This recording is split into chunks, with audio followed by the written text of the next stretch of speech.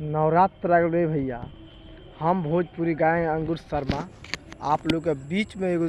भोजपुरी गीत माई के पचरा प्रस्तुत करत तनी भैया। हाँ, हरे की अपने अंगनावा से निकले अंगूरा के मम्मी, हरे की अपने अंगनावा से निकले अंगूरा के मम्मी, त दुआरा खाड़ बाड़ी देख दुर्गा मैया हो, त दुआरा खाड़ बाड़ी देख दुर्गा मैया हो, जल्दी से निकलना हो, जल्दी से निकलना हो, जल्दी से निकलना,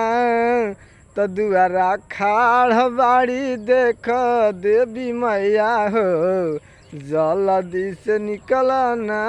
हो, त दुआरा खाड़ बाड़ी देख दुर्गा मैया हो, जल्दी से निकलना हो। माई के चरण जाके जल्दी से धोव, माई के चरण जाके जल्दी से धोव, आ धूप अगरबत्ती जाके जल्दी जराव, त दुआरा खाड़ बाड़ी, त दुआरा खाड़ बाड़ी देख दुर्गा मैया हो, त दुआरा खाड़ बाड़ी देख दुर्गा मैया हो, जल्दी से निकलना हो, त दुआरा खाड़ बाड़ी देख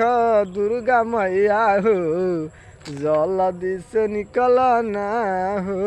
टिंग टिंग टिंग टिंग टिंग टिंग टिंग टिंग टिंग टिंग। अरे की अपने महलिया से निकले अंगूर के मम्मी, अरे की अपने अंगनावा से निकले अंगूर के मम्मी, त लइका खाड़ बाड़े तोहारी दुआरिया हो, जल्दी से निकलना